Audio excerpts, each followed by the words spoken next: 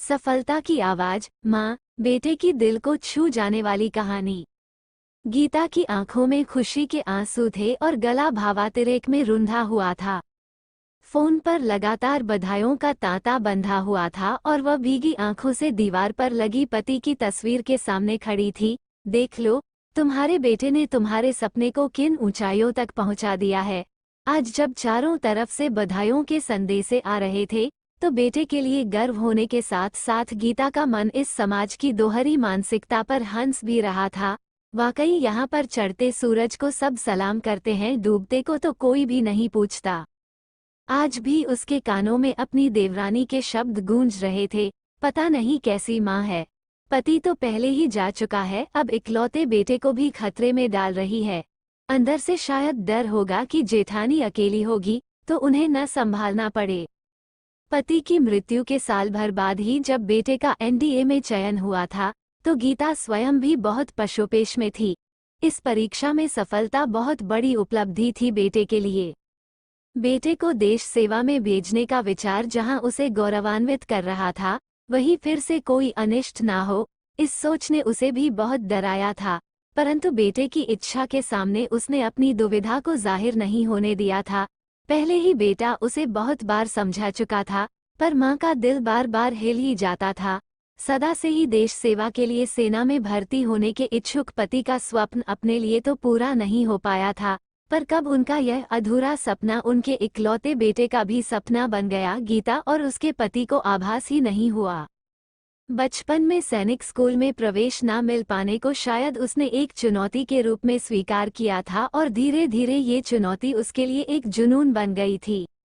पिता की मृत्यु के बाद जब उसने एनडीए की परीक्षा देने के लिए अपनी मां गीता से अनुमति मांगी थी, तो गीता बहुत घबराई थी। पति को खोने का जख्म अभी ताज़ा था, कुछ और गलत ना हो जाए, यह विचार उसे बेटे को अनुमति देने से रोक रहा था।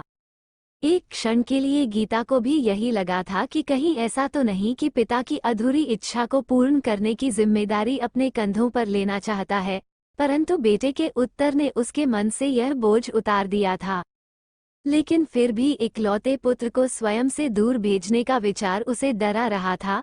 लेकिन यहाँ भी 17 वर्ष के उस किशोर ने अपनी माँ को समझा दिया था, अगर सभी ऐसा समझने लगेंगे तो फिर कौन जाएगा सीमा पर रक्षा के लिए।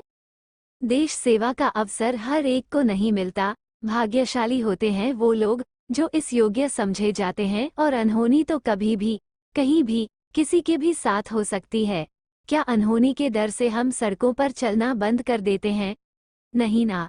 तो फिर सेना में भर्ती होना अपवाद कैसे हो गया? मुझे पता है पापा होते तो आप इस विषय में दूसरी सोच भी अपने मन में ना आने देती, लेकिन अब स्थिति अलग है। फिर भी इस स्थिति से निपटना हम दोनों को ही है। बेटे की समझदारी भरी बातें सुनकर गीता अपने मन के डर को भगाने में कामयाब हुई थी और हृदय तल से बेटे को आशीष दिया था, और उसी आशीष का परिणाम था कि प्रथम प्रयास में ही बेटे का चयन हो भी गया था। उस वक्त भी बधाइयों की कड़ी लगी थी, लेकिन उसके साथ साथ बहुत से दबे दबे स्वर भी सुनाई पड़े थे, उन लोगों के जिनके बच्चे असफल हुए थे। पीठ पीछे बातें करने वालों के भी दो गुट थे।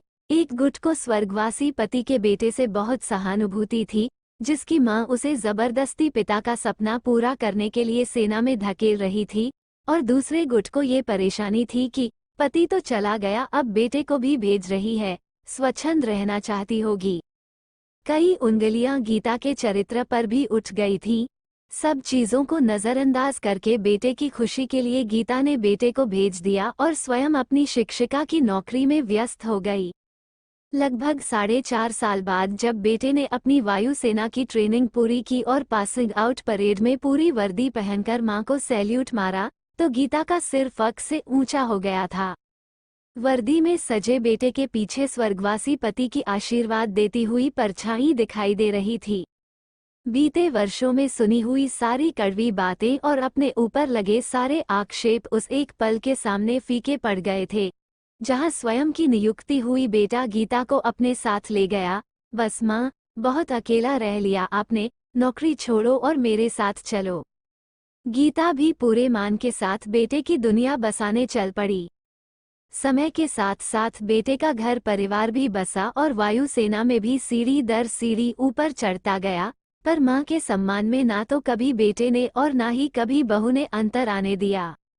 आज सुबह ही इस घोषणा के साथ कि इस बार गणतंत्र दिवस पर होने वाली परेड में वायुसेना के शक्ति प्रदर्शन के लिए जो जहाज उड़ाए जाएंगे उनमें से एक पायलट गीता का बेटा भी होगा। गीता को सम्मान के सबसे ऊंचे सिंहासन पर बैठाने के लिए पर्याप्त था। पारिवारिक व्हाट्सएप ग्रुप में जैसे ही यह खबर बेटे ने डाली, बधाइयों के फोन शुरू हो गए थे और अब पीछे पीछे उठने वाले अस्फुट स्वर भी मौन हो चुके थे, क्योंकि गीता की तपस्या और उसके बेटे की सफलता की गूंज कहीं ज्यादा दूर तक फैल गई थी। राधे कृष्ण। आपको ये कहानी अच्छी लगे तो सब्सक्राइब, शेयर और लाइक, कमेंट करें। धन्यवाद।